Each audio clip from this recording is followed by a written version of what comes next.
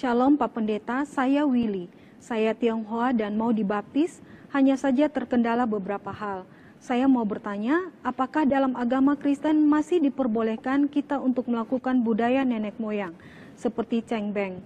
Cengbeng adalah salah satu budaya Cina yang mengajarkan kita untuk menghormati leluhur. Tapi jujur dalam keluarga kami berbeda dengan yang lainnya. Kami tidak menyembah berhala, tetap berdoa kepada Tuhan Yesus. Kami juga melakukan sujud depan altar, tapi tidak sama sekali menyembahnya. Hanya rasa berbakti kami yang mendalam kepada ayah kami.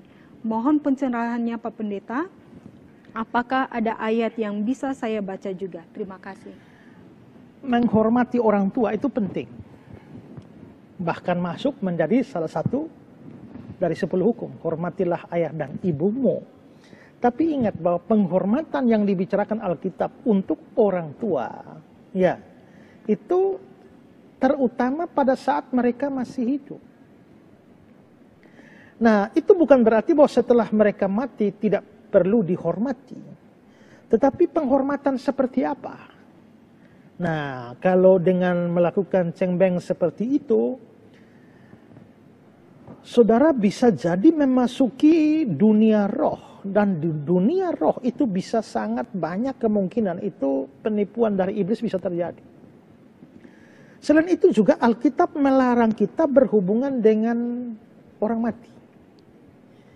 Kalau dalam Imamat 19 ayat 31, janganlah kamu berpaling kepada arwah. Imamat 20 ayat 6, orang yang berpaling kepada arwah, aku sendiri akan menentang orang itu.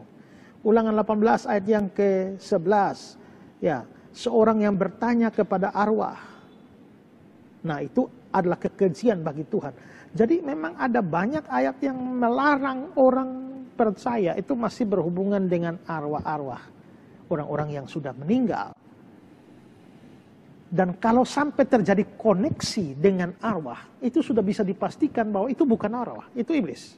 Karena Alkitab mengajarkan orang yang mati, kalau dia sudah percaya, dia di surga. Dia tidak percaya, dia di neraka. Sehingga tidak memungkinkan terjadi komunikasi atau connect antara kita dengan arwah. Sehingga biasanya orang yang connect dengan arwah itu adalah justru menjadi tertipu karena itu koneksinya justru dengan iblis. Nah, kalau saudara mengatakan bahwa saudara tidak menyembah berhala, mungkin tidak koneksi, tetap hanya berdoa pada Tuhan Yesus, tapi sujud di depan altar untuk mengadakan penghormatan, satu hal yang kita perlu sadari begini. Mungkin kita tidak berniat menyembah, tapi sikap sujud di hadapan altar demi orang tua, kita mungkin hanya mau menghormati. Orang mau menghormati, tapi sikap tubuhnya adalah sujud menyembah. Itu pun tetap salah.